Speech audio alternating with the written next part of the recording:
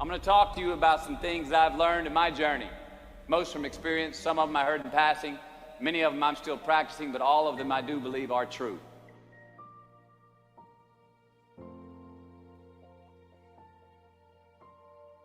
Life is not easy. It is not. Don't try to make it that way. Life's not fair. It never was. It isn't now, and it won't ever be. Do not fall into the trap, the entitlement trap, of feeling like you're a victim. You are not. Get over it and get on with it. So the question that we got to ask ourselves is what success is to us. What success is to you. Is it more money? That's fine. I got nothing against money. Maybe it's a healthy family. Maybe it's a happy marriage. Maybe it's to help others, to be famous, to be spiritually sound, to leave the world a little bit better place than you found it. Continue to ask yourself that question. Now, your answer may change over time, and that's fine. But do yourself this favor. Whatever your answer is, don't choose anything that will jeopardize your soul.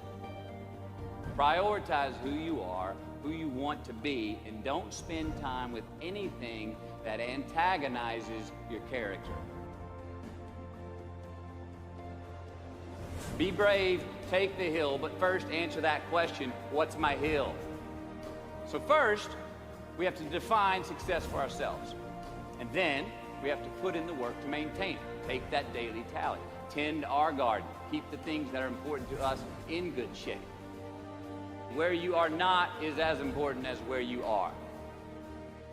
It is just as important where we are not as it is where we are. Look, the first step that leads to our identity in life is usually not, I know who I am.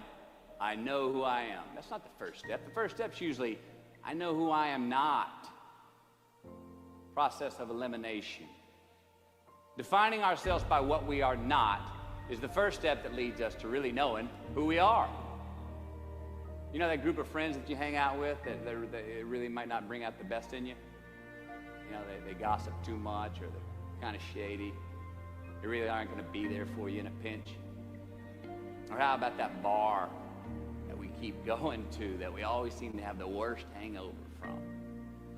Or that computer screen, right? The computer screen that keeps giving us an excuse not to get out of the house and engage with the world and get some real human interaction.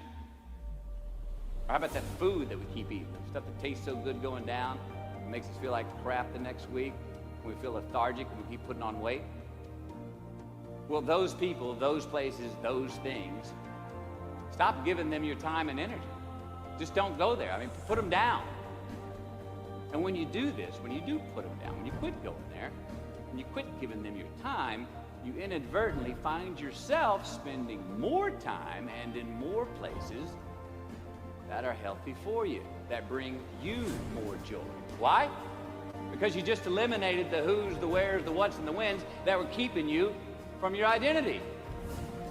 Like, trust me, too many options, I promise you, too many options will make a tyrant of us all. All right, so get rid of the excess, the wasted time. Decrease your options. If you do this, you will have accidentally, almost innocently, put in front of you what is important to you by process of elimination.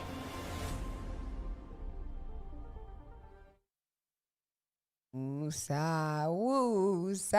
Good rising, good afternoon, good evening, or good night. I am Tayla Andre. Waking up with Tayla Andre has absolutely nothing to do with the time of day we link up, but about waking up your third eye with unorthodox conversations leading to universal consciousness, maybe some little motivational speeches.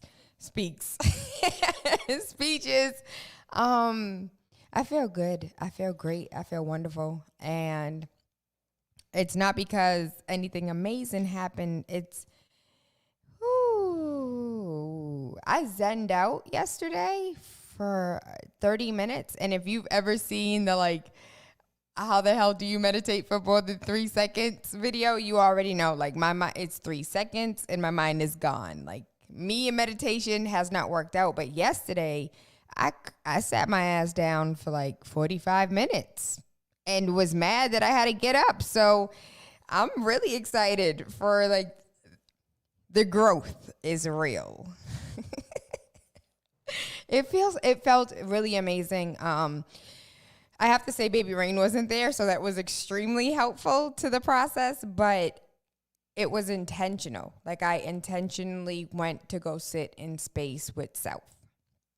And being intentional with that allowed me to, literally create space, visually create space, physically, like, to create space for this time of being by myself, without phone, without computer, without music, without background noise. And I don't know if the kids were actually quiet, but it was silent for me. And the inner peace and a lot of things like that came to the surface, that bubbles up, it's really a form of healing that, if I'm being transparent, I've been neglecting. How about that? I definitely have been neglecting. I'm like, I don't want to deal with it. You know what? That might be too painful. I don't think I want to talk about it, even with self. Let's leave that right where it's at. And then when you sit in space with self, things bubble up to the top and they bubble up to the surface and they don't feel good and they don't sit right. And you just have to deal with them. And it definitely is like, okay, what are we going to do? What are we going to do about this thing that is literally taking up space in our brain right now? What are we going to do about this? Are we going to let it go? Are we going to heal from it? Are we going to at least address it with the other party that needs to be addressed? Or maybe the other party is self. So it really and don't do it in front of a damn mirror. That, you want to talk about overnight healing. It's a lot. As human beings, we have trauma. And I don't care how bubbly and fuzzy your whole lifestyle was growing up as an adult in the real world, in today's climate, with everything that's going on in society, you may not be feeling warm and bubbly on the inside nor the outside. And so it's so important for you to create space. Tayla, you did it one day. I know. It was amazing. And I did it actually today before I woke up from my day. And so I cannot wait for tonight so I can go back in space. You go from not doing it at all to wanting to do it all the time. Sort of how your libido works, for those who didn't know. Freaky Friday was crazy. But today is Motivational Monday. And I'm excited for Motivational Monday because we get to recreate ourselves every single second of every day. Every single second. So at this point in time, right now in your life, if you want to say stop to everything. Well, today I drank and I'm an alcoholic. Well, guess what? At this moment right now, you can not pick up a bottle. Well, I just put it down 5 seconds ago. Okay, well, you have the choice now. Do you want to pick it up? No, you want to put it down? We have a choice. Everybody's like, oh, every day is a new. Nah, not every damn second. This is new opportunity. Like every moment in space, in time is a new opportunity for you to change whatever it is that you want to change. And so you get to recreate yourself today. Whatever it is I don't care what you want to be, what you want to do, you get to recreate your ass right now. Change your name, change what you believe, change your thought process. Like, you get to change every day. And we are so stuck with being the same and doing what people who did before, and we have no new roads. Well, it's not Motivational Monday right now, so let's get into the news. But I'm super hyped, super amped when it comes to today. As far as news is concerned, one of the things that I would like to report is that it is super important for you to understand to just vote. I don't care who you vote for. And can you vote for just questions? Yes. Can you vote for just president? Yes. Can you vote for just local? Yes. Can you leave things blank? Absolutely. But do I think it is important for your little bubble to say that you went to the polls, even if you went there and filled nothing out and just got a damn sticker? It is so important for you to show up. It's even more important for you to show up for the party who is not going to lead us into oblivion. I don't like him. I dislike his running mate. You already know this, but it is extremely important to protect democracy. And so I truly believe that I hate Biden. Oh my God, I hate Biden more than I hate Hillary. I really do. And you guys know how I feel about Hillary. But democracy is truly at stake. And so we have to vote for the lesser of two evils. And both of them are evil. And both of them are medieval. And both of them are freaking crazy as hell. That grew up with racist daddies and are racist them damn selves. Like, if we're going to have a real conversation, let's have a real conversation. Shoot, I'm not going to sugarcoat it. Democracy is at stake. Take your ass to the polls. Vote. I really don't care if you just go and get a sticker, but it's a black woman, a black man, a Latino woman, a Latino man went to the polls and they voted and they counted because you count the census. Everyone matters and everyone counts. That's why you count, fill out the census. The climate is really weird.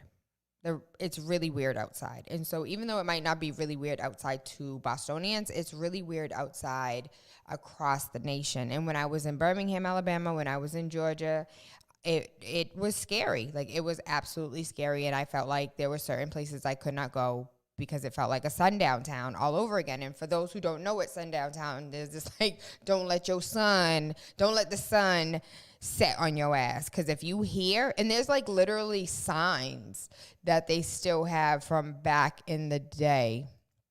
Let me see if I can get that for you. Sundown signs. That, you know, if you go to, what are those things called? Like antique. If you go to antique flea markets, there's like an antique flea market that still has shackles, like slave shackles, and still has like the muzzle for when they wanted you to shut the hell up. Like they still have, and it's like, it's under the guise of like the Confederacy and like Confederate Army, but it also has like remnants of slavery as well. And so the sundown towns signs and other, I don't want to say memorabilia, for some they're memories and for some they're horror stories. Let me share this with you so you can see my friend. Because there's a lot of people, if you did not grow up, that is not what it is.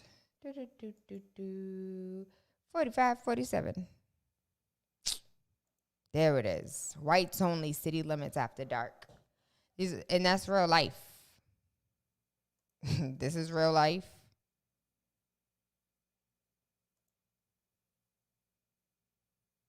Ashby, Massachusetts. This is the sign now that it's old.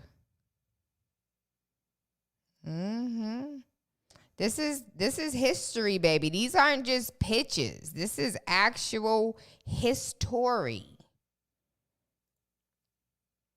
Dogs. Dogs. Okay?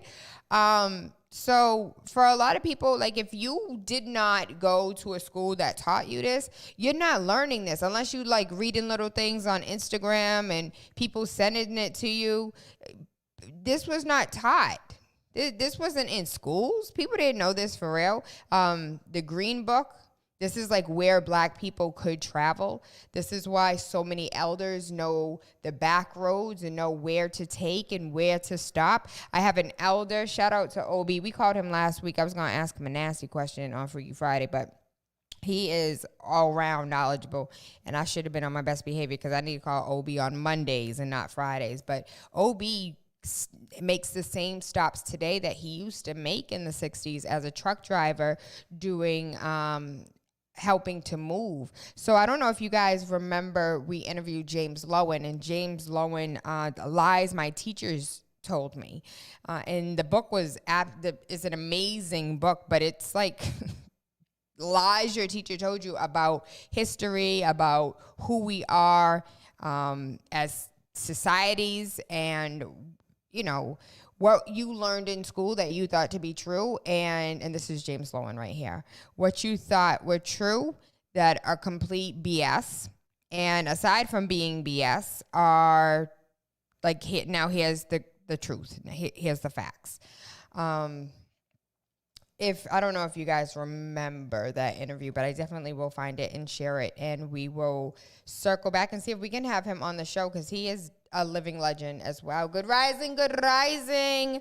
Today's Motivational Monday, we were talking about sundown towns and the climate of today, the climate of America, what's going on in society, like Biden, Harris, vehicles being pushed off the road. Like, it's crazy. If you don't hurry up and get your gun license and protect you and yours. House Majority Whip James Clyburn says that voter suppression is the only way Biden can lose, and claims he's received a lot of complaints all day long about black constituents struggling to cast ballots. And so James Clyburn is from South Carolina. He complained about voter suppression during a heated Fox News interview on Sunday. He said many black residents of his state, South Carolina, have issues casting their ballot. I suspect that we'll find out 48 hours how successful these suppression tactics have been. The host pushed back by noting that the absentee ballots and drop-off locations have been available for months. Clyburn corrected her, saying that states do not mandate drop-off locations. At one point in the interview, Clyburn was asked about Fox News poll, which indicated that 14% of black voters are backing President Trump. And he was like, yo, are you sure about that? That sounds like a lie. And Clyburn disputed the validity of the poll, saying that he couldn't understand how black people could vote for Trump given his racist past comments, or just like his constituency overall, or even his policies, or how he has treated humans and spoke about humans, and name it. Anybody who is disenfranchised in any way, he has outwardly, publicly, politically correctly had something to say. And in my head, I'm thinking about the physical. What do you have? Cerebral palsy, the handicap guy, and how he was doing like the thing that you used to do in third grade to mimic handicap people, and it was cool then. And then you grew up as an adult and realized that was, kind of messed up at all. What I am so sad to say that Sean Connery has passed at 90 years old. And the reason why this is weird to me is Sean Connery was in like every action movie when I was a kid. So I'm an 80s baby, I'm a 90s kid. And Sean Connery we are getting old. Like, we are getting old. Our elders are gone. Will Trump win again? You know what? I truly believe yes. And the reason why I believe that is because I was reading this article. Hold on. Let me finish this final thought. So Sean Connery is dead. He's 90 years old. He is an elder. All of our elders, everyone that, remember we looked last week at Joe Pesci and how old Joe Pesci is? And who was the other one? Not Dan Aykroyd. The other one, though, but he doesn't look like Joe Pesci, but he's short. Throw mom off the train. They are really getting old, and we are getting older, and the natural succession of life is really happening. And it's one thing to be a kid and be like, oh, you're so old and I'm gonna be young forever, and the next day your ass is the old person and your elders are gone. And so we might call Nana today, because Lord, y'all don't feel this? You're not feeling. And then when it comes to actually living life, are you living life? Have you lived life? Have you experienced what you want to experience? Have you done what you want to do? Mind you, it's COVID right now, but are you taking the necessary steps to live life? Because you only have one, and at any point in time, it could be taken away. Or you could live to, Danny DeVito, thank you, Mike. Or you could live to be mad old and still be on this hustle and on this grind to make a way for your family. So I had a really hard revelation this weekend. And so Baby Rain was getting on my last nerves. And if you know anything about him, he's a different breed. And so I was so annoyed that he was doing these things that he was doing. And Asaria came in and she was like, Mom, he just really wants to spend time with you. And so throughout the week, you're at work. When you come home from work, you still work. And then, you put him to bed, you guys have some time, but the weekends are really time for you to spend with him, with us. And so I really put everything down this weekend. Asaria and I went out for brunch yesterday, and we grabbed her a few sweaters, and it just I had a realization that all of this work means absolutely nothing. What's the point of gaining the whole world if you lose what's important to you. And so I needed a timeout. I did. I needed a timeout. And I took it, and I enjoyed myself. But clearly, Baby Ray needed a nanny because I can't do it. Yo, this kid's a different breed, B. I love him to death. And when I thank God because there's a reason why his soul is so strong. There is a reason why his personality is so strong. And I don't understand. I cannot see it today. It's not for me to see it today. But one day when he is a Navy SEAL and a sharpshooter and a black belt in karate, jiu-jitsu, when he's a football player, a basketball, the kid is a genius, and I believe he could do all those things and so much more before he's even 20. He's a different breed. So I'm thankful for his soul and his spirit and whoever he is and whoever he's about to be as he gets older. Now, the truth asks me, do I feel like Trump will win again? Yes. And the reason why I feel like Trump will win again, because it has nothing really to do with votes, but it has to do with the delegation, the electoral college delegates. And so we can say here, we saw Hillary get more votes and he still won. It's like, I don't know why y'all acting like voting really changes anything. We need to find out who the delegates are and who they're voting for, because at the end of the day, it could be 5-4. But if the delegates, okay, fine. How many delegates are there? Like 512 or something like that on each side? I don't know. There's a lot of them. That's a really good question. How many delegates are there? How many electoral college votes are there? Oh, yes. Okay, 538 electors. An absolute majority of the electoral votes is 270 or more is required to win the election. And so if we have 538 people vote in the entire United States of America, and 270 of them voted for Trump. Trump is our president. And so if we had 18 million people vote and 270 of them from the Electoral College voted for Trump, Trump is our president once again. And so, yes, I truly do believe it's a possibility that his ass could win. And it's because of the way democracy is set up. So, I hope that answered your question. In other news, Sean Connery is dead, and that makes me sad. He was 90 years old. His granddaughter posted that heaven now has an angel. There was a freaking crazy, the strongest storm of 2020 kills at least 10 people. It's a super typhoon with 170 miles per hour, and it beat down the Philippines, bringing mud flows and have engulfed dozens of homes. And if you know anything about the Philippines, like a lot of them are hut homes, and it's not because they're broke, it's not because they're poor, it's because of the way that the climate is set up. Do they actually have like brick and mortar homes? Yes, they do. But the majority of the population of those who are not super wealthy live very well. Like our middle class that live in a raised ranch, a 3-bedroom, 1.5 bath. Yeah, those live in beautiful, extravagant, damn near in our eyes, huts that were beat down by winds, 174 miles per hour. The roofs came off. And so we are looking at the basic decimation of their economy right now. And then you have to take into account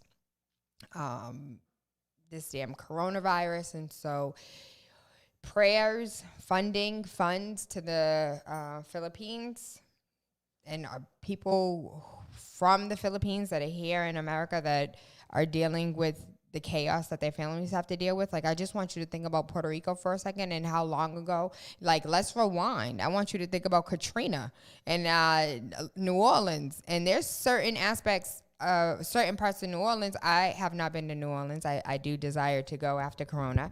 But my sister went and she was like, T, like it looked like the hurricane hit last year. Like there's a lot of destruction. Then take a look at Puerto Rico. We won't even acknowledge Puerto Rico as a territory. We have not given funds. The only money that they receive is remittance, and remittance is when we here in America as a Puerto Rican send back things back home, barrels. Like I can't imagine what the Philippines is going to look like because they have little to no aid. And the aid that they do receive is basically for the United Nations and the rest of the world, not United Nations, the organization, but United the Nations is to freaking rape, steal, and destroy. And that's how I feel right now. Like as far as like feelings are concerned about the climate and the state that we are in, I feel like we are pillaging villages as like society. We are going instead of it being like actual villages that we are entering and setting on fire and stealing, like it's actual countries. It's resource rich areas, and we just as corporations and conglomerates are okay with the destruction of the only place that we have to live. It's literally like setting your house on fire. Oh, and in other news, to follow up with what we were just saying, the WWF, which is the worldwide, what is it? Once upon a time, the WWF stood for what Kevin used to watch, them people wrestling each other. It's wildlife something, WWF, World Wildlife Fund.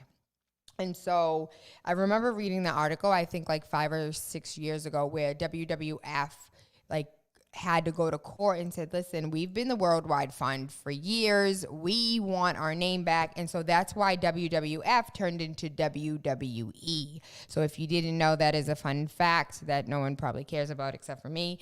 But the WWF, the Worldwide Fund, went ahead and put a Christmas advertisement in telling the magical story of a girl following an imaginary elephant through the urban hometown to raise awareness of devastating habitat destruction. And that just goes to the conversation that I was just having by myself, because we don't have phone lines for you to call in and chime in and talk about how we are destroying the planet at every turn. We're destroying the food, we're destroying the bees, we're destroying the water, we're destroying the trees. Like I could make a whole nursery rhyme over everything that we are destroying. And it is the good rising. It is to our, like it hurts us. We're doing it and we're hurting ourselves and we're wondering why we're hurt. It's crazy. And so thank you to the WWE, and I hope they continue to bring awareness to the fact that elephants are on the endangered species list. Can I go on a tangent for a second? When people sit here, so you guys know I'm a conspiracy theorist, I'm a weirdo, I believe in unicorns, freaking fairies, and leprechauns. But not in the sense in which magical stories have told us that these things exist. And so what the hell is a unicorn but a rhinoceros and a horse mixed together? And we have a freaking giraffe that has a neck the size of an entire man, and we're acting like a unicorn couldn't exist? Are you serious? Especially when we have albinos in Africa being raped because it is to believe that they have magical powers. They can cure you of AIDS if you rape an albino. If you have sex with an albino, you can have like manifestation powers. Like, we are stupid in 2020 to believe these things. So you think for 5 seconds, idiot wasn't like, if you drink unicorn blood, you'll have everlasting life. Oh, let me go kill all the unicorns. We act like we don't sit here and kill, what are those things called? Not the elephants, but the other ones that we kill them for their tusk and we kill them for their ivory, and they're on their endangered species. It's not a rhinoceros. What's this? They're also killed for their tusk. You know what I'm saying? But you don't think a unicorn could have existed? You don't think fairies could have existed when we know dragonflies are real? Are you serious? I'm not saying a fairy that's really a person that can talk and put sprinkle dust on you so you can fly. I don't mean fairy like that, but a big ass bug that look like a butterfly, that look like a dragonfly, that flies and looks beautiful and has beautiful wings. You don't think for 5 seconds we were like, oh, let's pluck their wings. It'll give us good luck. Yo, for real. Now, soon enough, we're going to be sitting here talking about those imaginary things called elephants that had tusks, and we used to, poach them for their ivory keys for pianos. Like, oh my God, they never existed. Yes, our pianos did exist. Like, we are down that slippery slope, and it might not be today, it might not be tomorrow, it might not be your grandchildren's generation, but in 4 generations, yo, for real, if we don't do what we need to do, elephants could be extinct before I die. The way the black market is set up, elephants could be extinct at 37 years old if I die at 100. I'm sorry, I just care about the environment. Your president said that these patriots did absolutely nothing wrong. Trump slams the FBI for investigating MAGA, the convoy that ran the Biden bus out of Texas town, and demand agency and DOJ to probe Antifa. Instead, Antifa, yes, is problematic. Antifa is a huge problem. Antifa are the people who don't believe that government should have all of this control, but they take it all the way to the extreme. Though I am fully aligned with the basis of what they believe. And so, like, anti-fascists don't believe the government should have all this control. They don't believe that the government should be funding us the way that the government funds us. They don't, like, they want the government to, like, stay where you're at and do what you're supposed to do. When you think about why Europeans came over here and gave the natives smallpox and decided to take over the United States of America and rename it,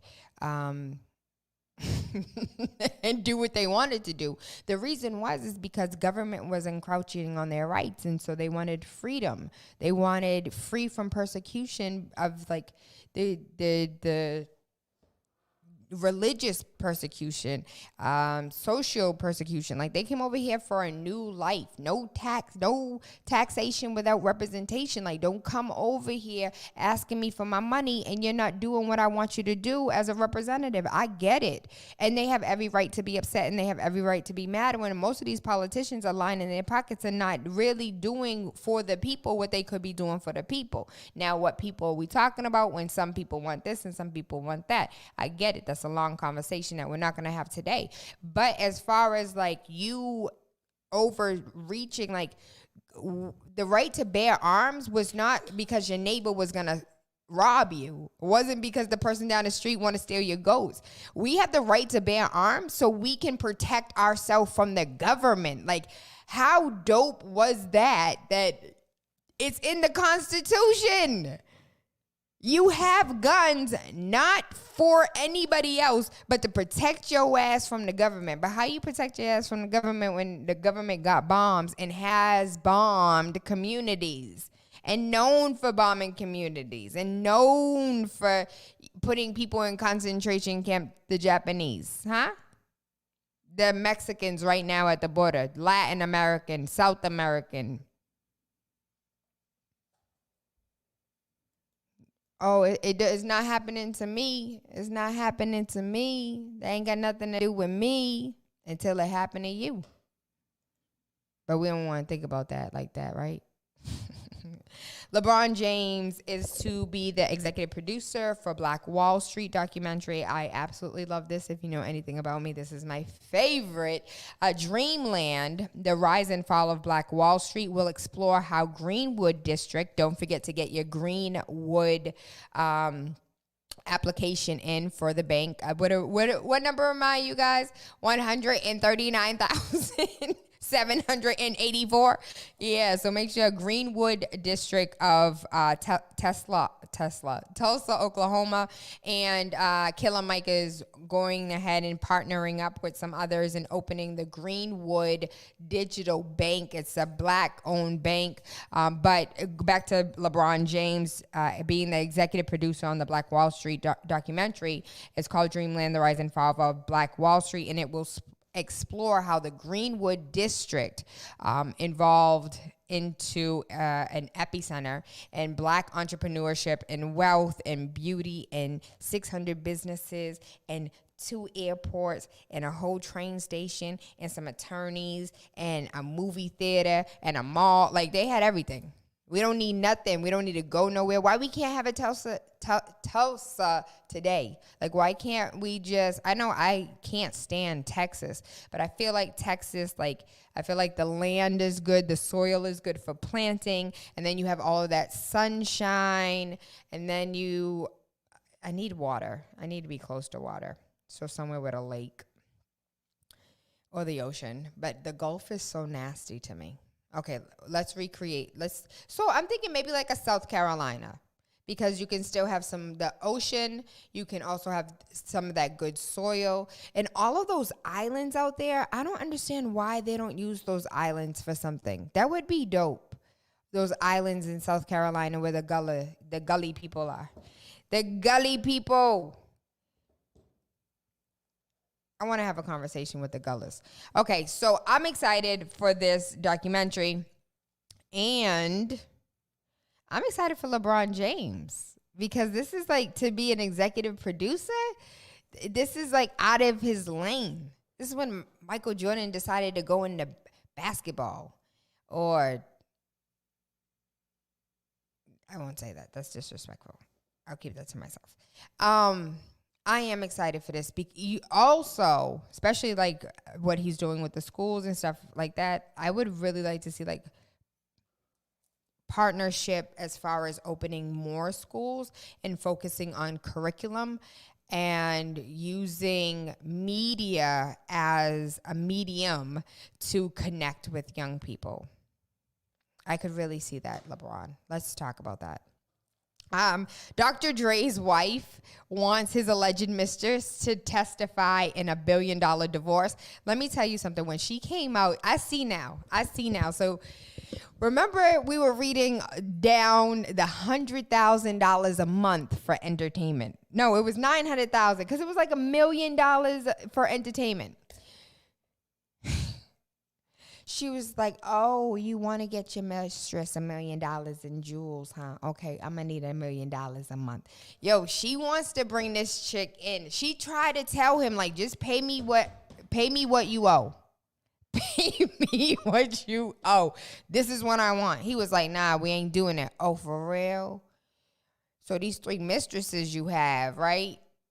Yo, you should have just paid the money, B. You want to know what's sad? Is a lot of things in court come out in court that didn't need to come out at all. Like, people get mad, conversations don't get had, people have animosity, and it shows up in legal documents that are for public consumption, and now your kids get to see dirty laundry hanging out to dry. And it don't never dry because it ain't going nowhere.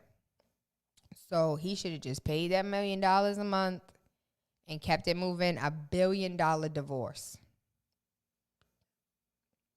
That's a lot of money. Somebody was talking about her forehead, the wife's forehead. That's not. That is not nice. She stood by him through all of these years. You don't think she deserved what she deserved? That's not my business. I've never been married. I don't know what that's like. To have half. To want half. To deserve half. Well, she wasn't shooting in the gym with him. But who was there to massage the muscles after he was shooting in the gym? Who was there was just like, you know what? It should be called Beats by Dre. Like, we don't know what that woman did or didn't do. Keke Palmer is being drugged by Black Twitter for kissing a white man on her Snap. Mm, so the jokes are rolling in, but I want to have a real conversation about mono.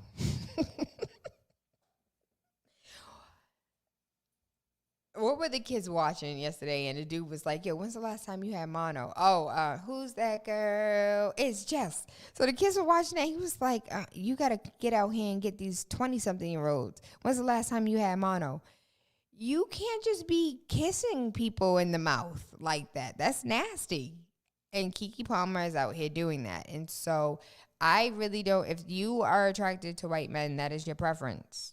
I think the most revolutionary thing you can do as a black person is to build a black family, a strong black family, an educated black family. But if you choose that you want to date outside of, your nationality, that's fine. But at least know his name before you start putting your tongue in his mouth and him in yours, especially during Corona, because you don't know who he's been around and what he's been doing. Aunt Becky, you guys remember Aunt Becky from Whatever Happened to the Ding. What song was that? Danny Tanner, Full House.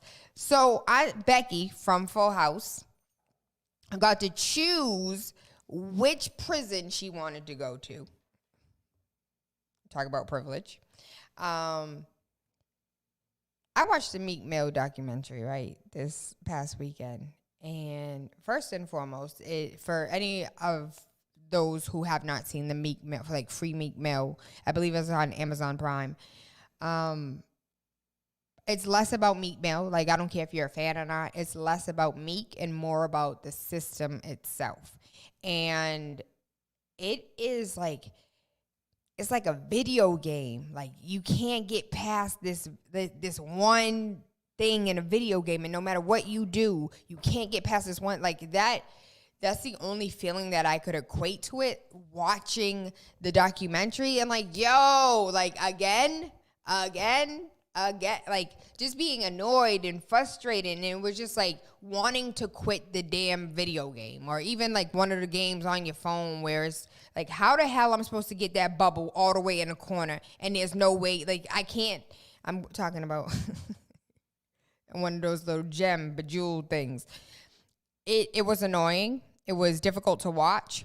It was difficult to watch because in today's society, in the last 5 years, like, this happened in the last 3 years, that this man with all this money was stuck in this system. And even though the do not call list came out and was like, yo, like, these cops are dirty, any case they've ever brought to court is dirty and needs to be reinvestigated. And she was like, nah, like, you still didn't bring enough. And the attorney was like, I've never seen anything like this. When she was like, I want you to do a song with me and Nicki Minaj. Like, of course she's not going to admit to that after the fact. Then why else did you call? Like, the whole thing annoyed me. If you ain't see the documentary, please go watch the documentary. But the whole thing annoyed me. The fact that the system is still the same today, this is in the last 3 years. What about those young boys that didn't have? Meek had his mama. He had his uncles. He had his sister. Whatever supportive role that the baby mama plays, throughout the whole documentary, his son was with his mother and with his sister. And so there's some type of, that's not my business, but there's some type of understanding there that Meek has access to his child. And when he was doing good, she was like wanting to put him under the bus. And so I do not understand how anyone thinks that this justice system is justice at all. And how it, not just the documentary, but the facts of how the justice system works played out in Lori being able to pick where the hell she wants to go to jail for her 2-month prison sentence. Like, it's crazy to me. And there's mad people with corona. We won't even get there. So there's a Black-owned company that creates the first pajama line ever that features children of color. In 2020, the first ever pajama line for little girls with Black girls on the pajamas. In breaking news. Yo, this don't bother nobody. Don't nobody even this don't faze nobody for the first time in all of 2020 years. A Black woman created a pajama line with little Black girls on a t-shirt. Black people could create anything right now and we'd be the first. The first upscale jackets. The first cami made by a Black woman. Everything. Anything, everything is crazy to me. Walmart removed guns and ammos from sales floor in fear of post-election civil unrest, but suddenly reversed their decision and put guns back on the shelves. So I had a conversation earlier today, and it was like, yo, people want civil war that have never been in a civil war. We have people that flee their country that's in civil war, come to America so they don't have to experience civil war. But the people who live here who ain't never experienced civil war, that don't even know what that really looks like, it doesn't mean you get to pum, shoot them up, go home to your family, go to sleep, and tomorrow there's no consequences. That's not what that looks like. It looks like you possibly going to, it looks like purge. That's what it looked like. It looked like you trying to protect yours while somebody out with a red dot on your kid's head. Like, don't nobody want that. Don't nobody want freaking explosive and bombs and don't know. But y'all couldn't even stay in the damn house for 4 weeks. You think you really gonna be able to tackle the fact that your house is burning? That your car's on fire? That your kid's shot dead in the front yard? Like, you really think that's what you want? Walmart said, yo, take the guns down. But you know what, though? This could be kind of interesting. Put those motherfuckers back up there. We don't know the reason why Walmart put the guns back up there, but we can only guess. In a long line of first, breaking barriers, Arthel Issam is the CEO of the first Black-owned anime studio.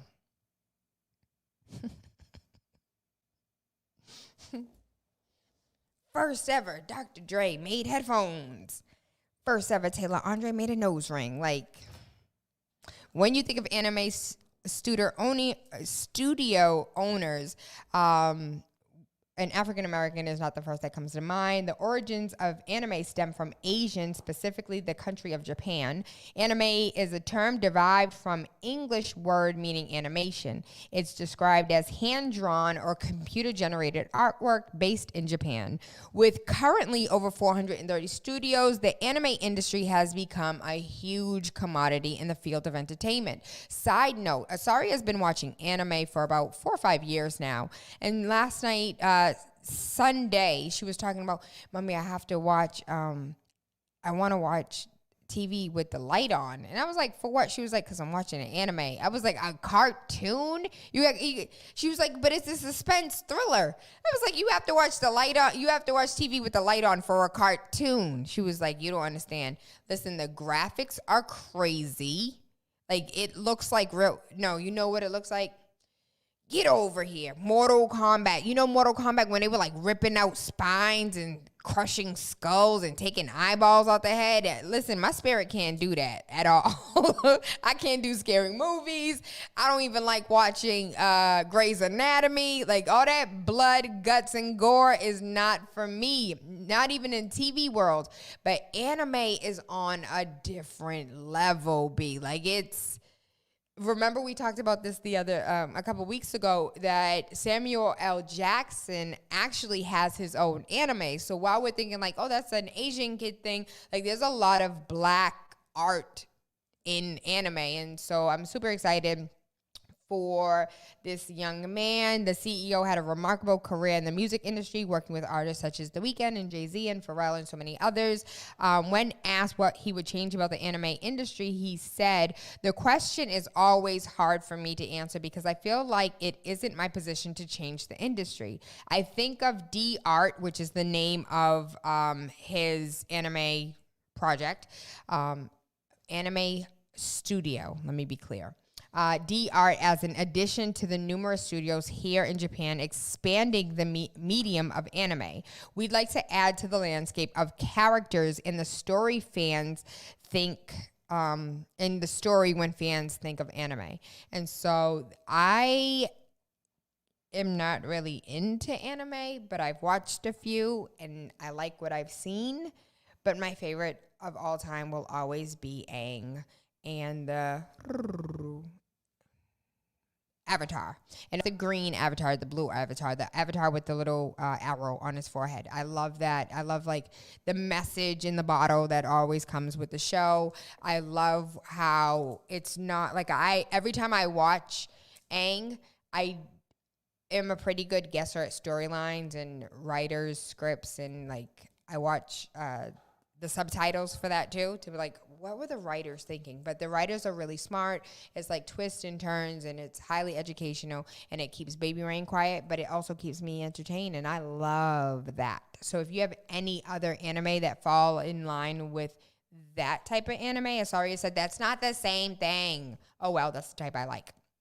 Please send me suggestions. I'd appreciate that.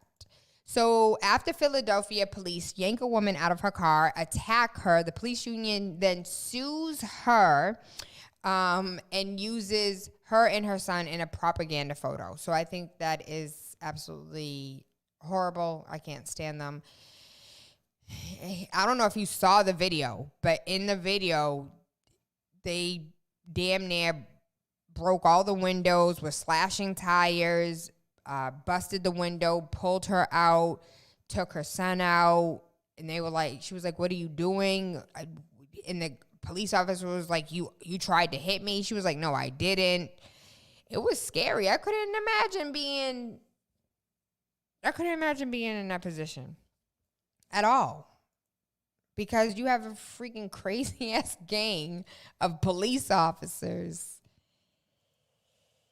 Especially in Philly, after watching the documentary and how many dirty cops they are continuously, like to this day, they're still uncovering dirty cops.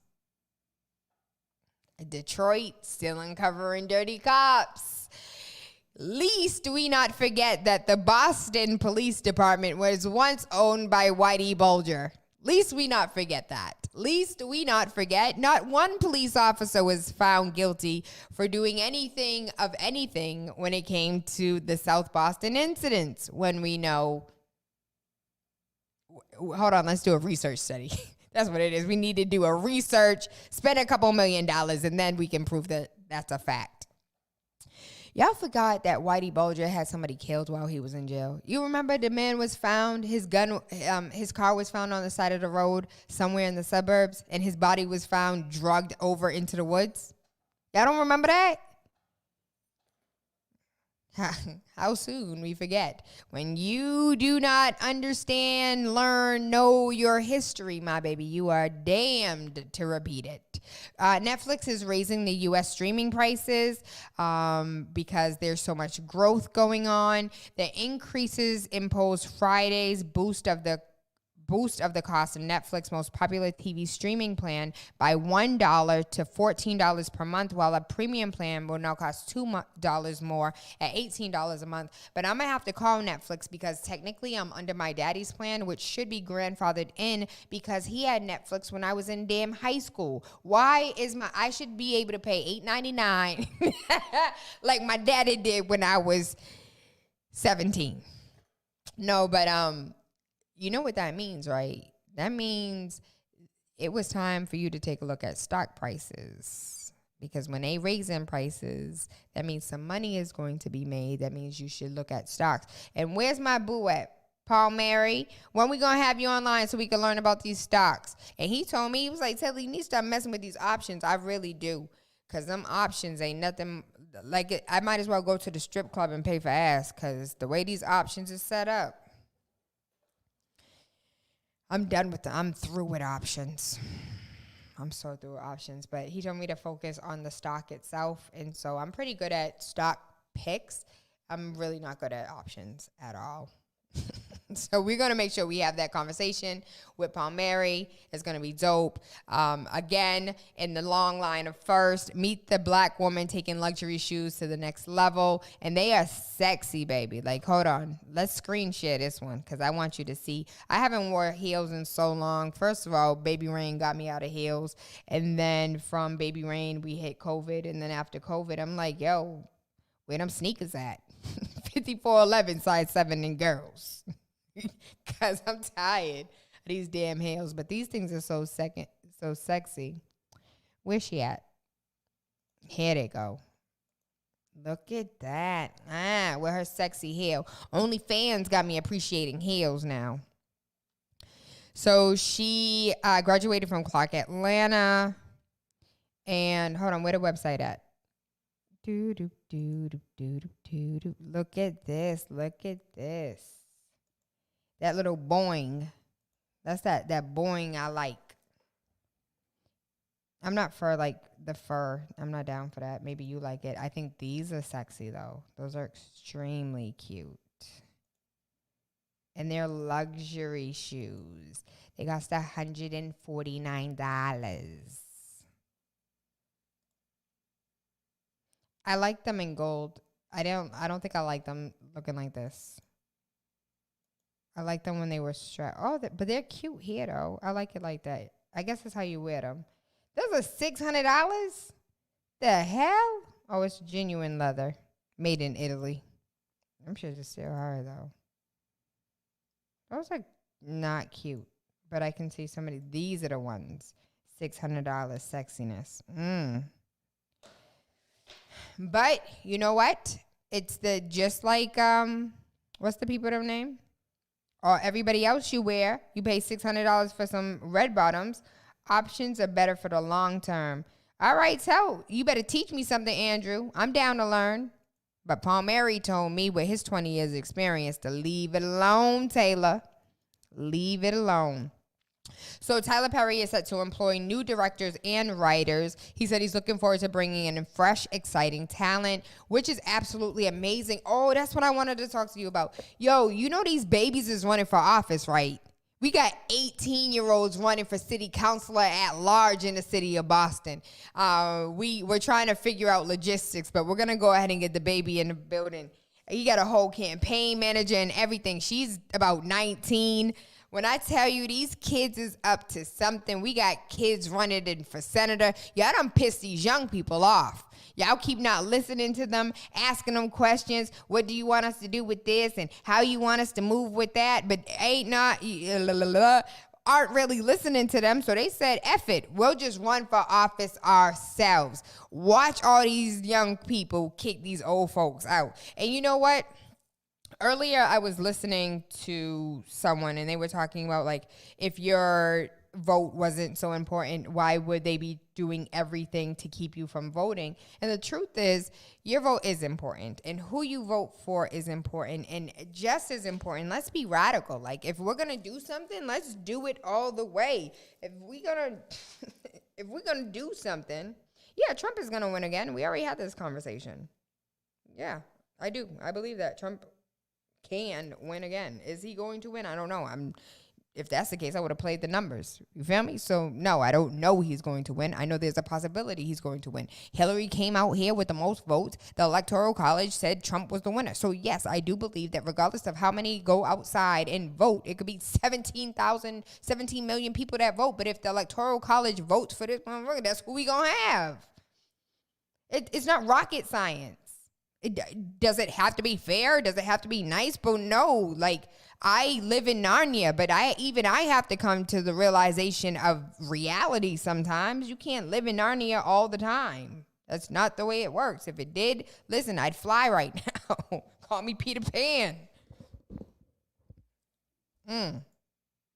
A black gun club called 1770 Armor opens in Colorado, and the 1770 Armory and Gun Club opens its doors in Denver, Colorado as a black gun owner. And they're saying that black gun ownership is currently on the rise because of the racial tension. In the first 6 months of 2020, a record of 10.3 million firearm transactions were processed by the U.S. retailers, according to the National Shooting Sports Foundation. Among those sales, the highest overall increase in purchase were among black men and women, who bought 58.2% more guns in the first half of 2020 than compared to the entire period of 2019. Overall, black men made up 9.3% of all firearm sales, while black women made up 5.4% of all firearm sales. And baby, get out there and get some more. Get some more. 45, 47. So a slave owner, it is 12 o'clock on the dot. I'm in my drop top, cruising the streets. Boing, boing, boing, boing. I got a real pretty little thing that's waiting for me. I want to play a song for you, but I don't have it clean, so I won't play it.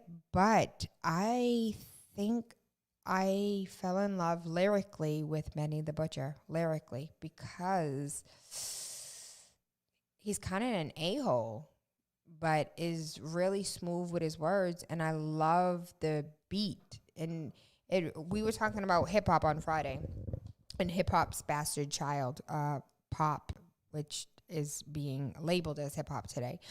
And someone told me that, yes, hip-hop is alive and well, and it's Benny the Butcher, and I do enjoy him very much so. So if you have anybody else that I should be listening to, please. Oh, Reggie B. Reggie B said he's putting your name as a write-in for president on the ballot tomorrow. Hey, listen, you can vote for whoever you want to vote for, but at least utilize your vote. I don't care if you vote your dog. I don't care if you vote the fly that was on Pence's forehead. Like, just vote because you have the ability to. Even if that means you have to wait in line. That's why Democrats should get rid of the Electoral College. But I know you got Andrew. What is this food menu? I do food. That look like Haitian black rice. What is this, Andrew? Hold on, y'all know I like food. Andrew, send that to me, because I am interested in what this menu is on your Andrew G. Lewis. Andrew G. Lewis has a menu. Ooh, for barbecue chicken, $10. Jerk chicken, fried. Hey, yo, Andrew, you want some of this promotion, B? Let's talk about some radio promotion. Inbox me. Oh, that's old. The price has been updated. Update that stuff. Update it. With that being said, so today for Motivational Monday, I feel like it is extremely important for us to discuss the fact that your best is yet to come. Because how many times did you think you were on top of the freaking world, that you felt like you had everything, like there was nothing that could bring you down? Like, I can't believe I am this high on the mountain. Oh my gosh, yes. And then something comes and kicks you and you roll all the way down the mountain. And then upon your descent, you're like, this is the worst. Like, my life sucks. I hate myself. I didn't do this. I didn't do that. And we judge ourselves for it, and we never let the judgment go. And we continue to judge ourselves over and over and over again. And then we slowly emerge out of the dirt and get back on top of the hill and notice that we were on a higher peak this time than we were the last time. So that descent really brought us to elevation.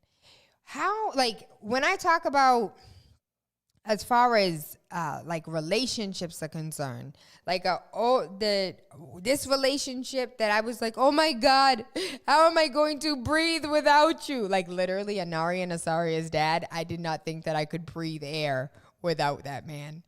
That like when you're young and you think you're in love, oh my gosh, I did not think I could breathe without him. And then you get up and you date again and you're like, oh my gosh, this man was worthless. No, he's amazing. He's amazing. But when you think about like, as far as relationship is concerned and what you got out of this relationship versus what you are now receiving in a relationship or the love that you're able to give to yourself. Like once you love yourself, what quote did I hear? Somebody will only give you what you're able to give yourself. And so there's nobody that can give you more than what you're able to give to yourself because you don't feel like you deserve it. You will stop them. You won't allow them to do these things for you because you don't do these things for yourself. And it doesn't necessarily have to be something tangible. It doesn't have to be like it can be just little things, little subtle things like forgiveness. You don't give yourself forgiveness. And so you don't allow a partner or even a friend. It doesn't even have to be like a sexual relationship. It could be a platonic relationship. Nobody can ever give you what you don't give yourself because you'll always reject this thing that you don't allow yourself to give you. So you're not going to allow somebody else to give it to you either. And so when you think about how much grace we don't allow ourselves, how much forgiveness we don't allow ourselves. How do you expect somebody to love you and to forgive you and to give you grace and to give you the love and affection that you truly need if you don't give it to yourself, if you don't invest in you, if you don't pour into yourself? Why do you think somebody should study you? And I keep seeing mad chicks post that Nipsey Hussle said, if you don't study your queen, so she don't never have to ask for anything. But queen, if you ain't studying yourself and you don't know what it is that you want and what you deserve and what you desire and what pedestal you're on, because everybody's on their own little pedestal. Like, I don't care how humble and meek and reserved you are. Everybody have their seat and their throne and that they sit upon. And if you don't know about who you are, Matthew McConaughey said, process of elimination. I know who I'm not. And we need to reverse that. I don't agree with that. And I played that for a reason because I don't necessarily agree that we have to go through the process of elimination of who we are not. Like, we can use that as a form of finding who we are. But I don't believe that we should utilize it as these friends are not my friends. Like, those females, those dudes weren't for you, rocking with you to begin with. You didn't have to go outside to realize oh, this isn't where I want to be. You knew that. Follow through with what you know. Follow through with the knowledge that you do have. Follow through with how you do. We know all the right answers. Let me tell you. Your soul knows everything. Everything. Your soul knows everything. And your soul knows if it's going to be cold outside. That's why I told you to bring a jacket. And you're like, nah, I'm good. And you didn't listen. And then you went outside and it was cold. And it was just like, oh, I told you should have got a coat. See, that's that's that discernment. In the Bible, when it's talked about a discerning spirit, it's that inside voice that tells you everything that you already know. But we don't listen to the voice inside of us that knows everything. The discerning spirit. And so if you paid more attention to your discerning spirit, you would definitely know who you are and what it is that you like and what it is that you don't like and who you think is for you and not for you. That's why when you meet somebody and you automatically do not like them, oh, I'm the queen of this. It is for a reason. It is for a purpose. It may not come out until 10 years later. Mind you, my father was engaged to a whole female before it came out. And I was like, oh, told you didn't like her. And it's every time. My brother's ex-girlfriend told you I didn't like her. My sister's ex-boyfriend told you I didn't like him. If I tell you my brother broke up with this girl, my baby brother, the one who was I was 12 when he was born. I told him I didn't like somebody. He let her go. He let her go. You just like, listen, she is weird. She's always right. I'm sorry. Not sorry. Let me help you save the headache. Let me tell you, one of my coworkers, I met one of my coworkers. He was like, yo, T, I think she the one. No, she's not. But you want to go down this path. I understand you want to go down the path. But I'm just telling you, it's not going to work. So now we joke. Next time he gets a girlfriend, he's going to, before she becomes a girlfriend, I okay whether or not the girlfriend becomes a girlfriend. My soul knows. I can't tell you why. I can't tell you how. You have it too. You know it too. How many times such as your soul told you to do such and such and you didn't do such and such. You're like, damn, I know I should have listened to my first mind. Every time. How many relationships would you not have been in if you listened to your first mind? How many kids would you not have if you listened to your first mind? What job could you have if you listened to your first mind? Just go down the long list of things that you could, should, would have done if you listened to your first mind. And stop questioning yourself and do it. And just follow through. Listen, I'm looking at myself, talking to myself. I'm not talking to you. I'm talking to me, okay? I'm talking to me. This is therapy for me because I don't be listening. And it be stupid things. It be important things, but it be stupid things like, yo, go get your charger. Like, go get your charger right now. It's right there, though. Like, I'll get it in a minute. Nah, go get your charger right now. I'm listening. I'm going to go get my charger. Lo and behold, everybody else's charger who was over there got stolen. Real life. That's real life. That's a real life example. One that happened 2 weeks ago. I had my phone charging over there. Go get your phone. My phone is fine. Like, it's charging. I'm like, go get your phone. Fine. Go get it. Put it over here. A cup spills. The circuit breaks and people's phones get fried. What? Good thing I moved my phone when I moved my phone. Like, that's real life. Like, real life freaking examples. And so it's not always your phone. It's damn the keys. Like, my keys. Get your keys, put them over here. Like, I have done the hard-headed thing for so long that when that thing talk, it's time to listen. Take this right. Okay. Well, GPS, I used to be like, GPS say take a left. GPS say take a left. And then I'd be in traffic for 15 minutes longer. GPS is now updating. You know what? I should have listened. But then it also be important things like a job. Like, you know what? This is real life, right? Real freaking life. So there's this house in my neighborhood. And I love the house. Oh my God, it's such a beautiful house. Like, it's a $2.5 million house for real. Like, it's just that dope. But it was on the market for $700,000. Well, before it was on the market, like something said like, go knock on the door. I need a door knock anyways. This was pre-corona. I'm not bad luck, Reggie. I just know what I know when I know it. Okay, it ain't got nothing to do with me. It be the women y'all be choosing. You knew damn well you weren't supposed to go that route. I just reminded you that it was a real thing that you shouldn't be doing. But something told me, like, go knock on the door, go knock on the door, go knock on the door. And I never knocked on the door. When I tell you, 10 days after I got that nudge to, like, just pull over, the baby wasn't in the car. I could have pulled over. I could have knocked on the door. Somebody was home. I did not do that thing. That house was on the market 10 days later. And when I asked him about it, he was like, I was wondering if you were still selling houses. Yo, I was so mad. And so right now there's a lady down the street from my house. They're telling me to go knock on her door. So when I tell you, I will be knocking on that today.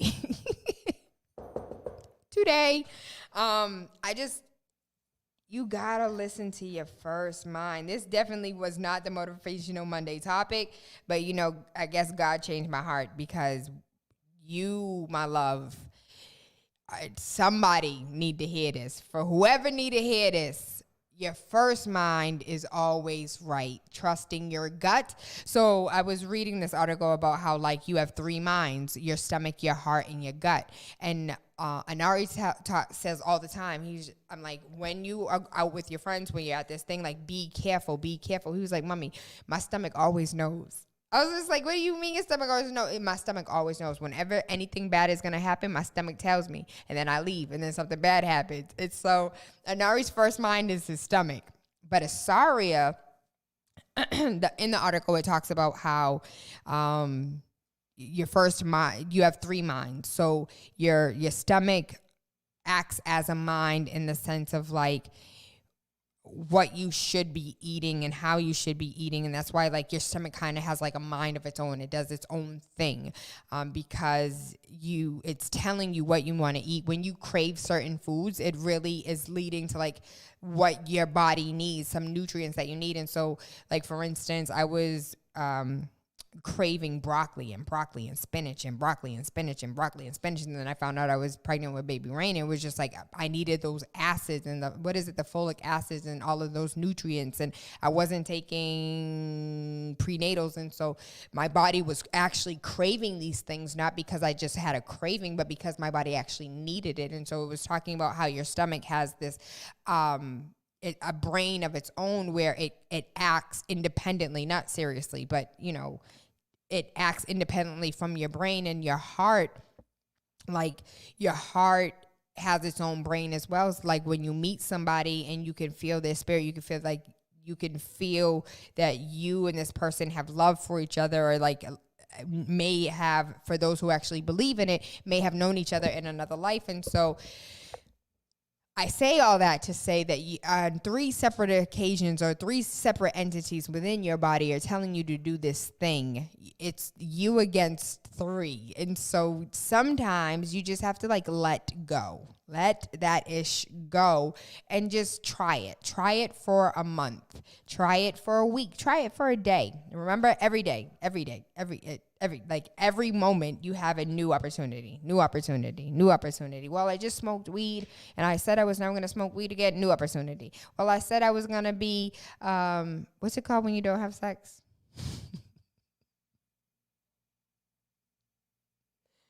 Abstinence. Yes, I said I was going to be abstinent. Well, I just nutted. Well, you can just like every moment of every day is a way for you to recreate yourself and redo this thing. And so if you've never listened to your first mind before, if you've never listened to your first stomach before, if you've never listened to your first heart before, you can now change it up and do something different and listen to, like, I'm going to listen. And how do you listen? You sit down and shut the hell up sometimes. Like that, you really need to stop. And this is coming from somebody who doesn't stop talking. Ever. And so like, we are so busy looking back and looking at the past. And I actually like can attest from first experience, like full transparency. So there's this one time where oh gosh, it's so embarrassing. Like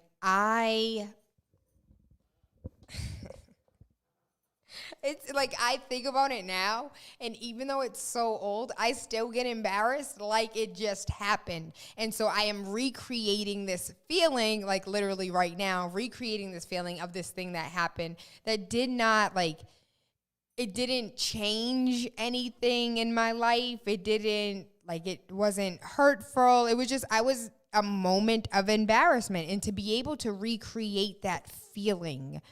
Now, let's say, for instance, I'm thinking about like a rape or a molestation, and I'm recreating that feeling. Or if I'm thinking about something painful that hurt, or, going back to my cousin talking about I don't do recreational sadness. A lot of us do recreational sadness every single day when we tend to think about the things that make us sad on purpose. When we think about the things that hurt us on purpose, when we think about the people who hurt us on purpose, when we think about the circumstances and the jobs and the things that we should have said to certain people and the certain things we should have done when we were in certain situations, it's just like, you have to let that go. Why are you looking at the past? That does not like, how does that help today? How does that help right now? How does that help this moment? How does that help your grandchildren? How does that help your grandchildren's children? Thinking about anything that happened anytime after this very moment, it's one thing to reflect upon consequences. It's another thing to reflect upon, choices that you made. It's completely different when you engage in that recreational sadness on purpose. I purposely put myself in the feeling of that embarrassment. I did it for the sake of example, but I actually thought about it on Friday and was like, why do I want to feel embarrassed right now? Why do I want to recreate this feeling? Seriously, I had to look in the mirror and be like, why? It happened. It was dumb. No one judged. Nobody else is thinking about this at all. At all. Why are you thinking about this thing? Why are you allowing this recreation of this shame and this guilt and this making myself little and making myself small? Why would you engage in that on purpose? Shauna said, shouldn't we look to correct this so you don't hold it in and we know how to better handle situations that continue to occur? Yeah, yes. And so I think I spoke to that in the sense of it's one thing to reflect on these things. So it's perfectly fine to reflect on it. What could I have done different? What could I have done? But to beat yourself, it's different when you're beating yourself down over and over and over again. When you're questioning yourself over and over and over again. When you want it's cycles. It's cycles that we go through as adults. And then think about being a kid. And I'm actually really freaking guilty for this. Think about when you were a kid and you made a mistake and your parents keep bringing up this freaking mistake that you made. And then your aunties bring up the mistake. And then your cousins bring up the mistake. And then you go to Thanksgiving dinner and the mistake is still talked about. And then you go to freaking a New Year's Eve party and the mistake is still discussed. And then you're at a Halloween party. It's just it's been a whole year and we're still talking about this thing that happened. You still want to create this sadness in me. You still want me to apologize for this thing I already apologized for. It's a cycle. And so if you were raised in that type of environment where you were constantly berated and reminded for mistakes that you were made, you now constantly berate yourself and degrade yourself and remind yourself of these mistakes that you made because you're used to that cycle. It's psychologically, you don't even know that you're doing it.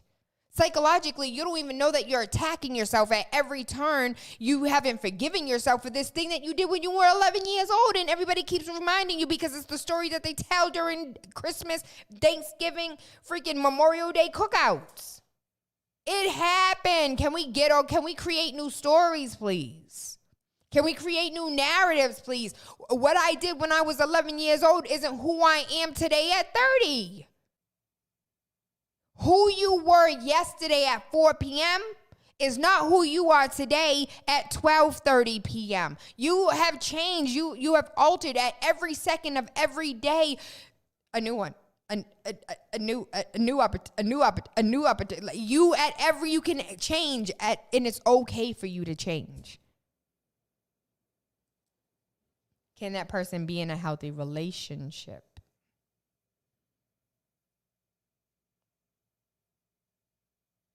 I don't think I understand the question. But yes, can that person be in a healthy relationship? I think it would have to, going back to Dr. Artia Martin, who will be live with us tomorrow, which I'm really freaking excited for. We have her once a month. I think it would go to what she says about managing yourself and being able to manage yourself. And if that person who is constantly berating themselves and degrading themselves and revisiting hurtful, harmful conversations, I think it would have to play out with just constantly being able to manage themselves and their feelings. And yes, they could definitely be in a healthy relationship and not engage in unhealthy practices with that person, though they engage in unhealthy practices with themselves. And so that would be the management aspect of it would be very important. But I think a lot of us are engaged in relationships, whether they're like platonic or friendship or whatever, like relation, if you are talking to someone, you're in relation to someone, right? So any form of relationships, I think we definitely code switch. And because we are we're professional code switches, especially if you're Black, especially if you are not the status quo, like white person. And I mean like status quo, like khaki shorts with a, polo shirt, Jordan. Like if you're not the status quo white person and you always have to code switch. For instance, I was in space where there was this white woman that was code switching. And like when I had a conversation with her at lunch. She was silent for the first half. I had a conversation with her at lunch. She was like, yo, let me tell you, like she sounded like she was from the projects. Like she lived in the projects her whole life. And then when she sat down and she opened her mouth for the second half, I was like, hold on, but pause. Where's Karen? And what did you do with Karen? Because, what did you do with Karen? Because this is Karen, and where's Karen? I'm confused. So there are a lot of others that code switch as well. I don't want to say that it's only a Black or Latino thing, or just if you're not the typical, then you have to code switch, right? And so we are so professional. We have become professional code switchers that we also code switch in our relationships. And we code switch in our relationships in the sense of like, how does this person want me to show up? And so I am going to show up how this person wants me to show up, because that's what code switching is showing up how the space calls for you to show up. And so if you're showing up at work as, if I show up with my cousins who call me Tayla, who cares that my name is Tayla? My name is Tayla to all my cousins, but then it's Tayla when I'm out in community. Like it really, like, for you to have to code switch like that and to have to be two different people and show up in two different ways, and then around your kids you have to act one way, and then around your parents you have to act another way. You absolutely can be in a healthy relationship even though you over here code switching, and the real you is still to be found.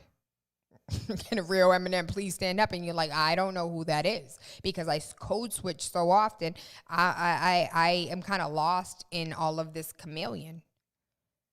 So Shauna, I hope that answers your question, but let's be clear. I am not a therapist. I am not do not do that, but we can definitely get somebody in the building who can break that down for all of us. Cause when I tell you, like, when we be in space together, we be in space and I be healing off of these conversations. I don't even be yelling at y'all. I don't be talking y'all crazy. I be looking dead at me, talking to me, yelling at me. Cause later when I watch me, I'm talking to me. So just so y'all know, just so you clear, like, yo, this chick be coming at me.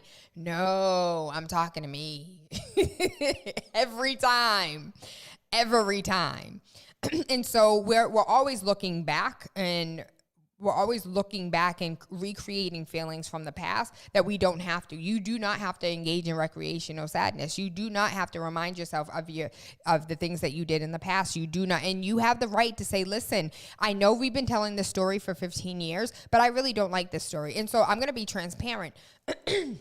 When I was at Indian Brook in South Plymouth, elementary school. So it was Indian Brook, the elementary school, but it was in South Plymouth. And I was waiting at the bus stop. I was the only Black, forever, until my first friend, Saran, who is my friend to this day, my kid's godmother, until her and I became friends, there were no other Black people in my school ever. And so at the bus stop one day, this boy told me the reason why I was chocolate is because my mother had diarrhea when she had me. What's really funny is my mother was all natural, didn't even have epidural when she had me, so she really did when she had me. And so my mother thought it was funny that he said it as in the reason why I'm dark, or the reason why I'm Black, or the reason why I'm an NIGGA. But he actually said ER was because my mother ished when she had me. And my mother just thought it was funny because she actually was 17 years old and ished when she had me. And so for her, it was funny. For him, it was funny. For me, neither one of these, I wasn't keying. That story has been told since I was in second grade, third grade when it happened. That story's been told up until like 4 years ago when I was like, Mom, I need you to understand that this has never been funny for me. And I want you to know that you have every right to. And I have to be like, my mom has been so good. She ain't never told us. So after I had that conversation, I was like, it wasn't funny for me. Like, it was really hurtful when it happened. And then for me to come home and tell you that this thing happened to me, and it was hurtful as a second grader, as a third grader, to tell you that this thing happened, and for you to be like, yo, they call me an N-word when I was in school too. Like, this is what white folks do. Get over it. And I wasn't okay with that. Like, I needed more. I needed a little bit more coddling than that. My skin wasn't that tough at a little girl. And so even coming up and we're still talking about this thing, we're still laughing about this thing is still hurtful to me. And so it's okay for you to like stop these things in their tracks and I don't want to say stand up for yourself, but you don't have to key with everybody else having smiling faces when you know you have internal beef with it. You feel me? And there's a lot of things that we as humans allow to persist. And this is what you allow for people to do to you in front of you. And so at the same point, and this was for me, right? I'm talking about for me, whoever need to hear this, hear it, right? For me, it was like, yo,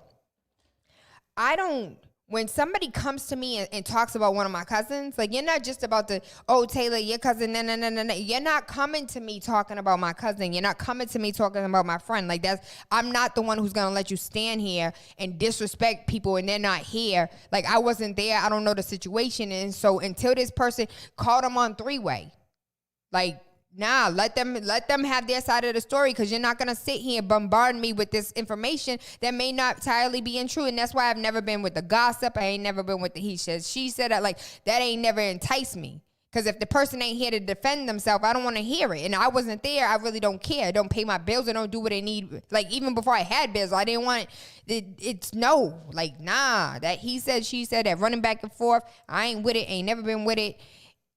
But if you engage in that type of talk, you allow that type of talk to be had up for you about you.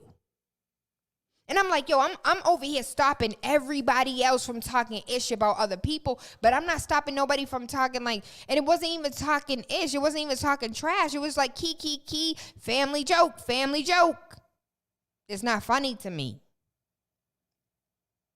And so being able to stop that recreational sadness, shout out to Sonny, and to actually have a conversation about what works for you and teaching people how to treat you and living your best life for you. That's why I love my elders, because they don't care about how you feel about them. They about to tell you their whole truth. You don't have to agree with it. You don't have to like it, but I bet you gonna know it. I bet you gonna hear about it.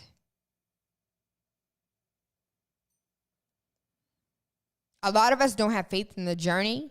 Remember when you were at the mountaintop and you were falling, you were like, oh, I suck. I'm horrible at this. I lost my job. My kids hate me. And you just tumbling down the mountain, skidding down a mountain, head knocked down a mountain. Not understanding that when you reemerge, you're going to be higher than you ever been. We don't like the journey. I saw this meme the other day. It was just like, what's better, the journey or the destination? And it was just like the company. I was like, ooh, that went hard. Because it really is about who is in your corner. Who do you allow in your corner? Who do you allow at your lunch table? Who are the cool kids to you? Like, literally, who are the cool kids? Because when I was in school, all the cool kids right now is crackheads. Real talk. The realest talk I ever. Yo, the cool kids today is dead. The cool kids today is on heroin. The cool kids, somebody hear me. Who are the cool kids? Who's sitting at your table? Who is your company on your journey? Who's climbing with you? Who's falling with you? who's congratulating you. Oh, on your little business. I just want to say congratulations on your little business. You sound like a hater. That type of don't phase a player. That type of creates a hater. Like, how you supposed to be in my corner supporting me and you really like knocking me though? Who's with you on your journey, boo? Who's walking with you? And who do you know is not rocking with you that you need to get rid of? Listen, when I tell you Motivational Monday done took a turn, I do not control what is put on my heart. I promise you. I just listen. When it be like, Tayla, this is what you said, be like, all right, this is what I say. I don't argue with spirit no more at all. I'm so, like, right now, I am so loyal to my future that I'm really mad and I'm really disappointed in myself for thinking about that thing that made me embarrassed, because I said, like, I forgave myself for it and I wasn't going to think about it. And I thought about it on purpose to prove a point, but I still thought about it. And so shout out to my friend Whitney. When I was in Atlanta this past weekend, one of the things that she was just like, Tayla, you talk about this all the time as far as like you are what you think, what you eat, what you wear, and everybody around here talking about some they can't breathe, they can't breathe, they can't breathe. They wearing shirts talking about some they can't breathe. She was just like, I'm not even gonna say what it really say, because it says the H-I-J can't breathe, and she was just like, I'm not even gonna say that because then I'm gonna be claiming it. Like, I'm not claiming that for my life. And some of us be so addicted to our past. We be claiming it. We claim it. We claim it. Because you know how I failed. And I talk about it all the time. Those 2 hard classes that I took, I talk about that all the, like, think about the things that you talk about all the time, not just out loud, but in your head. What you hold space for in your head, what you think about in your head. You be so loyal to your past, thinking about the things in your past, that you're not even spending this time. And new moment. Like, you're not spending this time to create the past because you're too busy focused on the past. Why? Why do we allow those things to happen? And I mentioned how, like, I do the same thing. Like, when Anari made a mistake, and I'm like, oh, remember you did this thing, you did this thing, you did this thing. I did that today. It was like, yo, you didn't take the trash out last Monday, so I know you ain't about to take it out today. Well, I already took it out. Oh, you did? Okay, let me sit down and shut up. You right. Okay. We be so ready to hold somebody accountable for something that they did in the past, not realizing that he was like, Mom, listen. When I was upstairs in my room and I was in the middle of the class, and when the garbage truck came, I was like, she's gonna kill me. And then I was like, it's okay, I can get the recycling. And then the recycling truck came right after the trash truck. She's gonna kill me. He said, I learned my lesson when they came back to back and I thought I had more time. I said, oh, okay. That sounds like a real grown-up thing of you. I'm so proud. But remind, like, over and over and over and over and over again. Like, we as parents need to stop being toxic parents and coming at our kids the wrong way. And I say we because, baby, I am guilty. Very much so. I'm very much so guilty. I am far from a perfect parent. I have a lot of work to do. But I acknowledge how much I've grown and how far I've come.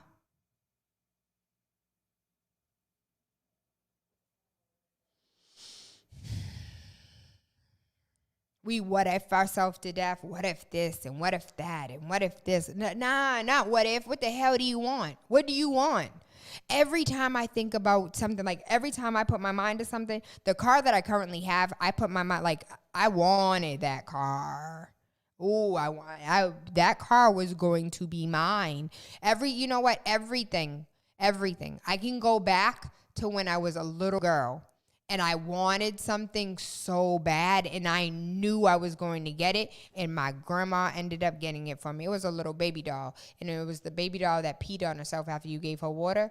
And I can remember like it was yesterday wanting that little baby doll, but not only wanting that baby doll, but I wanted that baby doll with the carriage. And I'm not as vocal as a baby Tayla Andre was not vocal like grown-up Tayla Andre. And so that's why I'm so vocal today, because I was silenced as a child, and so as an adult I'm like, you can't silence me, I'm gonna say what I want to say. But as a child I was really quiet, and so that wasn't something that I actually asked for. It was just something that I knew that my heart and soul was going to receive.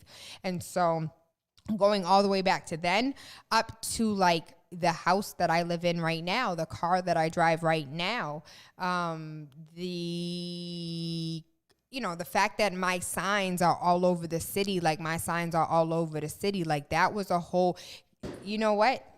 I got one for you. This is the explanation of all explanations. So if you can hear my voice clap one time, but if you can see my face, look. So this is, first and foremost, y'all ain't gonna judge me, okay?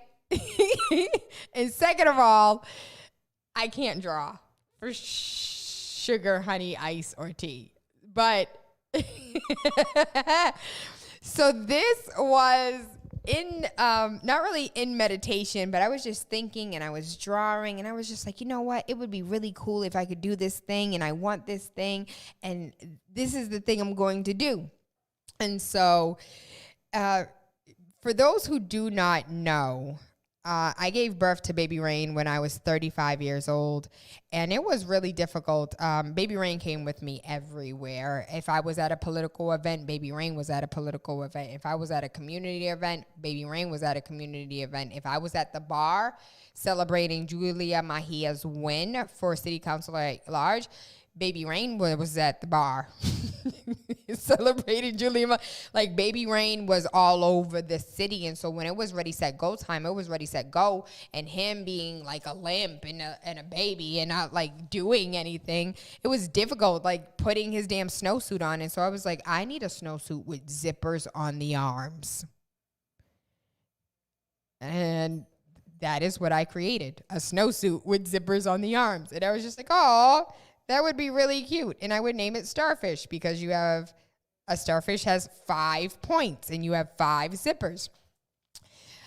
That idea is now currently patented with the United States government. International law says that that is Tayla Andre's, and anyone who ever tries to recreate it anytime and while I am alive has to pay me. So, thoughts become things. And anything that I have ever put my mind to has always become mine.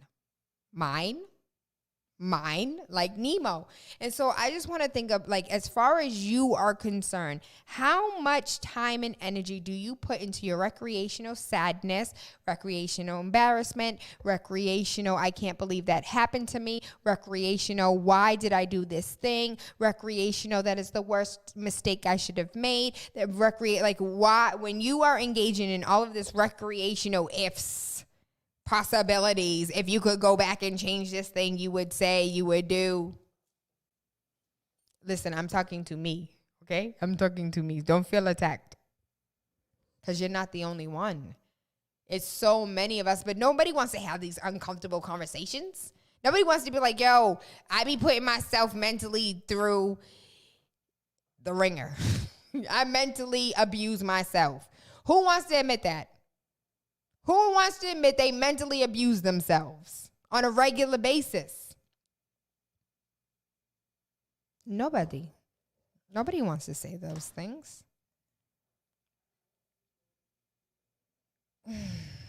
Unsuccessful people make decisions based on their current situation, where successful people make decisions based on where they want to be. What type of decisions are you making? Where do you want to be? What do you want to do? What is it that you want to create? How do you want to live your life? How do you want to live your life? When we are literally on the brink of civil war in the United States of America, there's a problem. But I also want you to acknowledge the fact that we will not have civil war in the United States. Will it be absolutely batshit crazy? Yes, it's going to be batshit crazy. People are going to forget who they are. They're going to be damn near possessed by demons running around. I can't imagine anyone in their sane mind trying to run a damn bus off the road. You don't think for a second that we are not in the fight of principle and principality. What is Revelations? Fight again. That's not going to give me what I want. Fight against good and evil. What is the scripture, my loves? You guys know the scripture I'm thinking of. Can you please tell me what it is? Tell me what it is. Deliver me from evil. Deliver us from the evil one. It is not that. The scripture about protecting ourselves versus good and evil, protecting your energy, protecting your spirit, protecting your soul, being mindful of what the hell it is that you are coming out here and dealing with. There's a video of a man who's walking towards his car, and it looks like a man walking towards the building, and it looked like there was a spirit that walked out of the man who was walking towards the building, and then the man who was walking towards the car kind of tripped a little bit and then got upright. I truly believe wholeheartedly that spirits, demons do roll this earth, run this earth, and they are unseen, and we need to guard ourselves and protect ourselves from evil, literally evil, not evil people, but darkness and forces of darkness. And you don't have to believe anything that comes out of my mouth, but maybe you do. And we are in a time like no other right now. And so just being intentional, period. Being intentional with your thoughts, being intentional with your words, being impeccable with your words. The 4 agreements, how it talks about how being impeccable with your word means say what you mean and mean what you say and follow through on the things that you say. But at the same time, be mindful of the words that come out of your mouth, because they're creating everything, every freaking thing, everything. I stopped calling myself a fat girl. I was just oh, I'm a fat girl. I'm a fat girl. I stopped calling myself a fat girl. Do I love food? I love food. I love food more than I love penis. Yo, penis let me down. Food ain't never let me down. Let me tell you. Vegetables, broccoli and cheese ain't never let me down, boo. But being impeccable with your word on, dying with laughter, simple things. I'm trying to think, especially on the fly. When you talk about money doesn't grow on trees. All of these, what are they? Idioms that we have adopted in our daily lives and just tell ourselves every day, oh, I can't do that. I don't have enough time. You just created all the space and time for you not to have enough time. Oh, I can't do this. If you don't want to do something, just say, I don't want to do it. I don't want to. No. Be impeccable with your word. Don't make freaking excuses. Nah, I can't. That's not what a sorry is. No, thank you. Sorry, I asked you to give me water. No, thank you. I didn't ask you a question. Go get mommy some water. No, thank you. Listen, Harvey, go downstairs and get mommy some water. She is her father's child. No is a complete statement. Yes, Shauna, exactly. No. People be waiting for the no, but. No, but. No, I can't, cuz. No. And a sorry just is nice. Thank you. Today is the day that the Lord has made. We're coming to the top of the hour. we took a couple turns on this Motivational Monday. What started was like living your best life, ain't going back and forth with you. Like that's where it started. It started with Ephesians 6:12. I love it. I love it when y'all know stuff. I love it.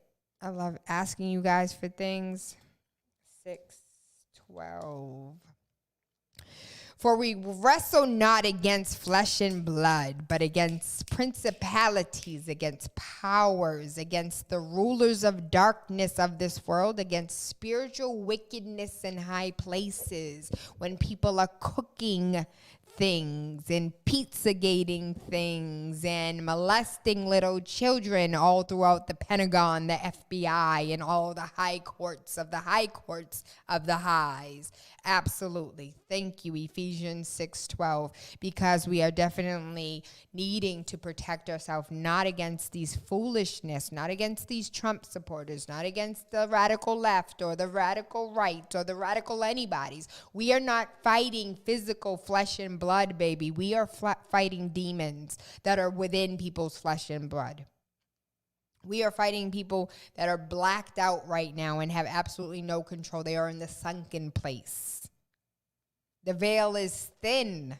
If you know anything, the veil exists.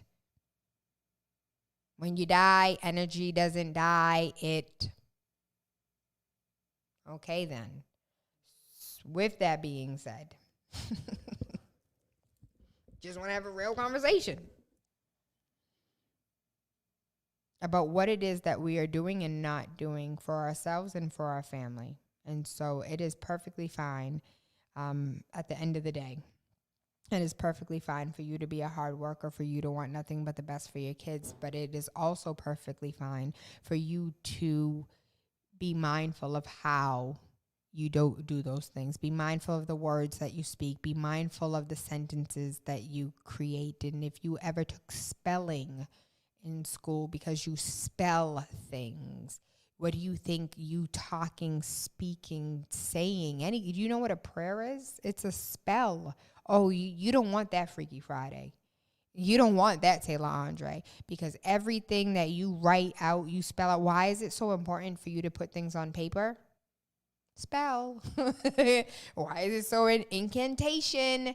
Prayer, just by another word. So everything that you come out of your mouth, like your brain doesn't know what's true and false. Your brain has no idea the difference between true and false. I'm going to beat the ish out of you. I'm going to slap the life out of you. Like all these things that we say.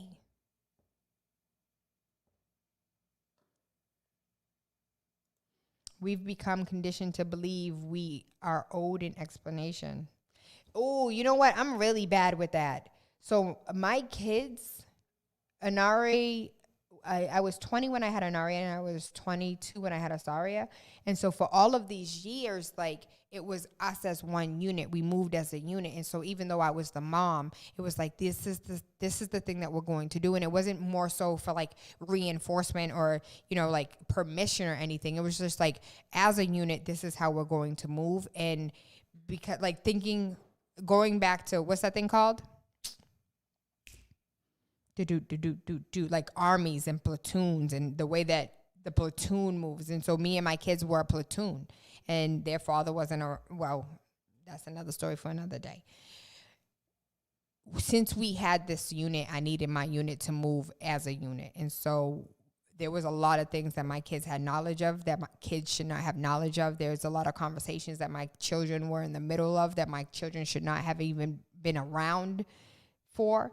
And that was my mistake as a young person raising two kids. And that's why it's really important for a village, because had my grandmother known I was having these conversations with these young people, it wouldn't have been a conversation. It would have been like, this is not what you do. This isn't how you conduct yourself. And so as young people now, after years and years and years of freaking explanations and years of we're doing this thing and this is why we're moving, now all of a sudden I say move and they like, why? And I'm like, who the hell you talking to? Yo, don't ask me no questions. You are not the adult. But that was the environment that I created because we, as a platoon, moved in one unit. And now all of a sudden we moving different and you asking why. And I'm getting mad, wondering why I'm being questioned by teenagers when I've been telling these kids step by step since they were babies. And so I say that to say we also have to be mindful of the environment that we created, because I see a lot of, not just me, but some of my friends that had kids at a young age and were moving platoons as a unit. You feel me? And so a lot of them are seeing their kids moving independently, and you're like, nah, that's not how we get down over here. That's not how we work as a unit. Like, it's no, thank you. And it's... We've taken a lot of twists and turns on this roller coaster of Motivational Monday, but for whatever reason, Spirit wanted to go this direction, and so I don't ask questions anymore. I just do what I'm told to do, and I hope that whoever caught it, and if you need to catch it again, you can go ahead and watch the replay. TaylaAndre, I thank you. I love you. I appreciate you. I grew up on trying to please everyone. I had to realize it's okay to say no. Ashe, ashe, ashe. Yes. What did you like the idea for the picture? What picture? What picture is that? Yes, moving up with the Monvilles. Good rising, Monvilles. How are you? You guys look like a pretty large family. Like back in the day. I don't know. Oh my gosh. I have no clue how. So my great-grandmother had 11 kids, Daddy. Granny had how many kids? 9, 11. One of them died. It was a lot. It was a lot of damn kids. I have no, how did you feed all those kids? How? And I mean in when you think take it all the way back, like Depression days, in the 20s, in the 30s, in the 40s, in the 50s, scrapping and scraping, that was a lot. Oh, you're talking about, listen, Bill, I decided to go with a topless. My next real estate sign going to be topless, and I'm going to be turned to the back with a mini skirt on, and I'm going to be looking back at it, talking about something. I always get the job done. I'm lying. I'm lying. We going to do the regular. We going to go ahead and get dolled up, dressed up, put on some lipstick, cross our arms in front, and look like we get business handled, okay? That's going to be the next picture for the next brochure. Thank you for asking. 6 children moving up with the Monvilles. That is absolutely beautiful, and blessings. I love children. I grew up in a big family. I thought I wanted a big family, and then I had baby Rain, and then I realized he was about 10 kids within himself. So right now I got 13 kids. Yo. One of these days, the whole show gonna be Baby Rain, and y'all gonna understand. So I'm ready, able, and willing to take any and all suggestions that you guys have for a hyperactive, dope child. He's so dope. He's so intelligent, but he is hands-on, and I'm old. Let me be impeccable with my word. I was a geriatric pregnancy. Yo, these young ones, the youngest ones, Lord, this new generation. We come to the top of the hour. I am Tayla Andre. Waking up with Tayla Andre has absolutely nothing to do with the time of day we link up, but about waking up your third eye with unorthodox conversations leading to universal consciousness. My voice is gone. Toe up from the flow up. I hope you guys have an amazing day today. I gave y'all the website, right? TaylaAndre.com. Up next, y'all got Java with Jimmy. Hashtag Java with Jimmy. I thank you. I love you. I appreciate you. Don't forget to visit my OnlyFans. My OnlyFans for feet. So for all my foot fetish guys, have fun. Oh, no, I did. I had followers that told me I should start an OnlyFans, so I thought it was funny. And I was just like, I'll do it. Right? Y'all want to pay for feet? But multiple streams of income. I'm going to go ahead and do a stroking foot fetish video. Wait for it. It's going to drop on a Tuesday like an album. I hope you guys have an amazing day. Mwah.